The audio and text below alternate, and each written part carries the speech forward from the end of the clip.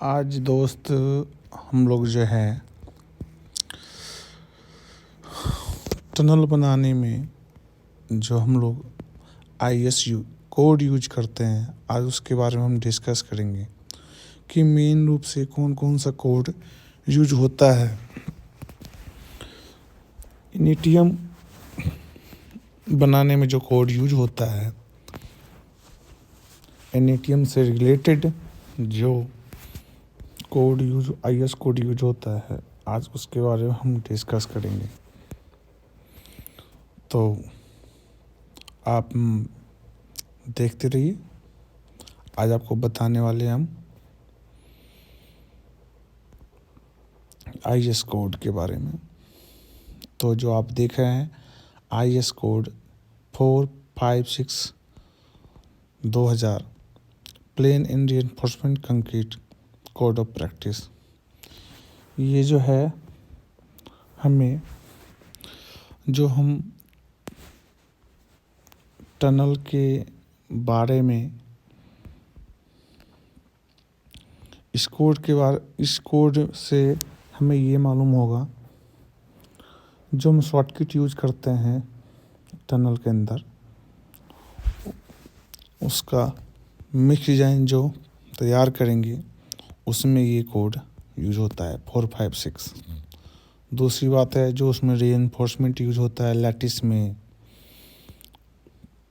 या rock bolt में, वो सब इस कोड में आपको मिलेगा।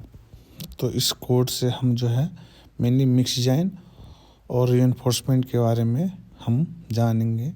मिक्स डिजाइन में बहुत सारे मटेरियल्स आ जाते हैं, जैसे में aggregate, cement, sand, water, microsilica, admixture, accelerator. तो इसके बारे में हमें ये बताएगा। फिर दूसरा है IS कोड 1786/2008। तो इसमें जो है हम high strength deform steel bar, तो जो हम उसके टनल के अंदर जो स्टील यूज करेंगे उसके बारे में ये हमें बताएगा। तो ये कोड जो है वो रीइंफोर्समेंट के लिए है। तीसरा जो कोड है 4926/2003 RMC रेडी मिक्स कंक्रीट।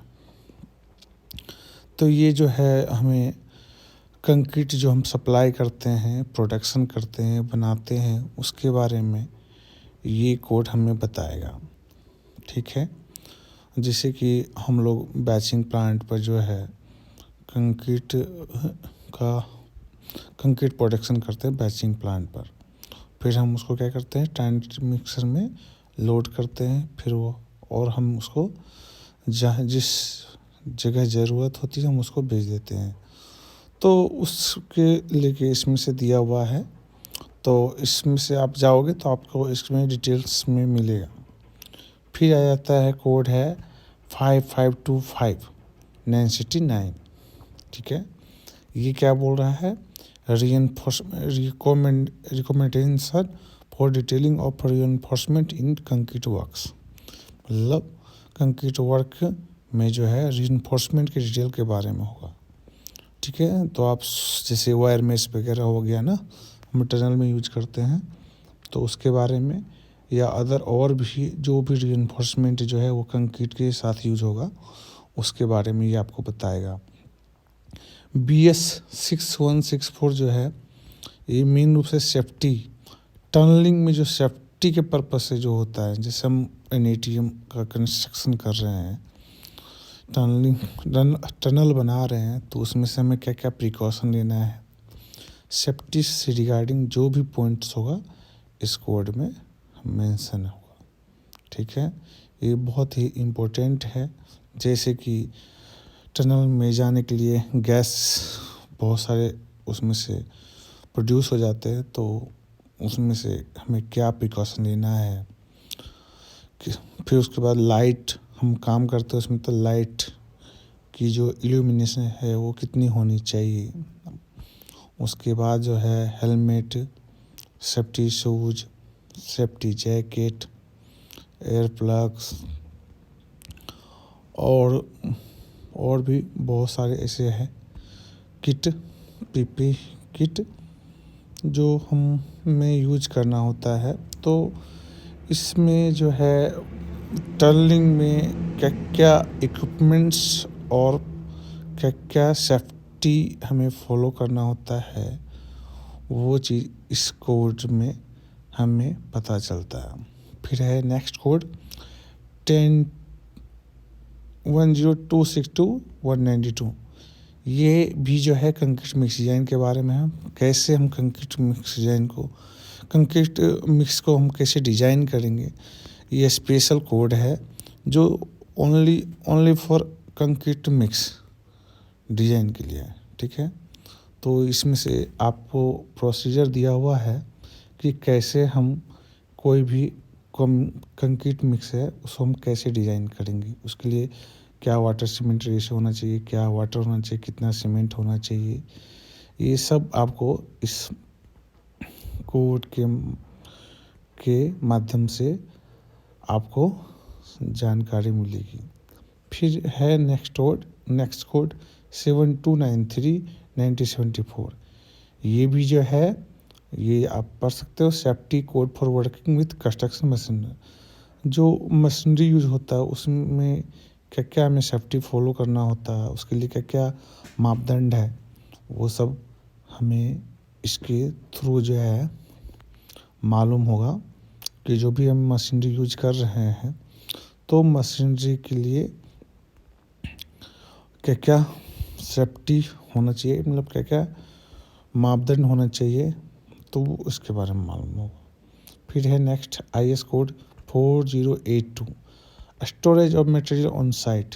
हम जो भी मटेरियल यूज कर रहे हैं साइट पर उसको हमें कैसे स्टैक करना है, ठीक है, उसके बारे में। जैसे सीमेंट हो गया, एग्रीगेट हो गया, वाटर हो गया, एडमिक्सचर एक्सीलेटर हो गया, उसके बाद रीइंफोर्समेंट हो गया, ये बहुत सारे मटेरियल हैं, उसको कैसे स्टॉक करना है before manufacturing and after manufacturing.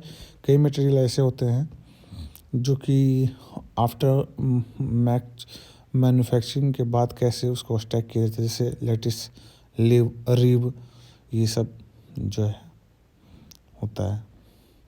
फिर next IS code 2502-9063 code of practice in bending and fixing of bar of for concrete reinforcement.